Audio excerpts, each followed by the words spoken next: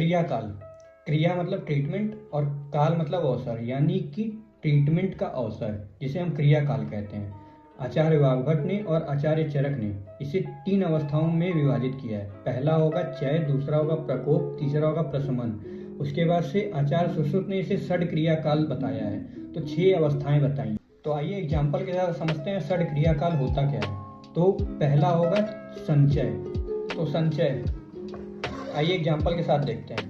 मान लीजिए ग्लास हमारी बॉडी है और ये बॉटल हमारा निदान सेवन, और इसमें जो जल है उसको हम दोष समझेंगे। तो मान लीजिए अगर हम निदान सेवन करते हैं तो हमारे बॉडी में दोषों का संचय होता है। तो दोषों के संचय के अनेक कारण हो सकते हैं। पहला है असात्म इंद्रियार्थ, दूसरा है प्रज्ञापराध, तीसरा है दिनचर्या ऋतुचर्या के अनुसार, चौथा है वय के अनुसार। तो फिर हमारी दूसरी अवस्था होगी प्रकोप अवस्था। तो प्रकोप अवस्था किसे कहेंगे? मान लीजिए दोषों का संचय हो रहा है, अगर हम इसका ट्रीटमेंट नहीं किए तो ये दोष हमारे बॉडी में बढ़ते बढ़ते प्रकोप हो जाएंगे। तो दोष हमारे बॉडी में बहुत ज़्यादा बढ़ जाएंगे, तो ये होगी प्रकोप अवस्था। अगर हम इस अवस्था में भी इसका ट्रीटमेंट नहीं किए तो ये हमारे पूरे बॉडी में फैलने लगेगा। तो अगर मान लीजिए दोष और बढ़ने लगा तो ये मान लीजिए बॉडी में हर जगह अनेक जगह फैलने लगेगा, तो इसे बोलेंगे प्रसर अवस्था। फोर्थ स्टेज होगा स्थान संश्रय। स्थान संश्रय क्या होता है? मान लीजिए ये पेन एक चैनल है, हमारे बॉडी का एक स्रोतस है।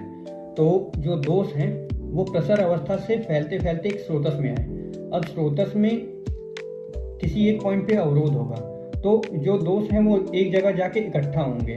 तो मान लीजिए इस पॉइंट पे दोष इकट्ठा हो रहे हैं, तो इस पॉइंट को बोलेंगे दोष दूष्य समूर्छना। तो दोष क्या होंगे? वात पित्त कफ। और दूष्य क्या होंगे?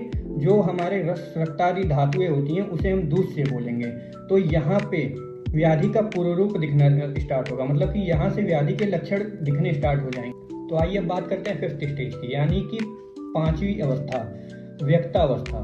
तो आचार्य सुश्रुत के अनुसार दोष दुष्समूर्छना के बाद जो लक्षण प्रकट होते हैं, तो यहाँ पे व्याधि के पूर्ण लक्षण दिखने स्टार्ट हो जाएंगे, तो इसे बोलेंगे व्यक्ता अवस्था। 6th स्टेज यानी कि भेदावस्था।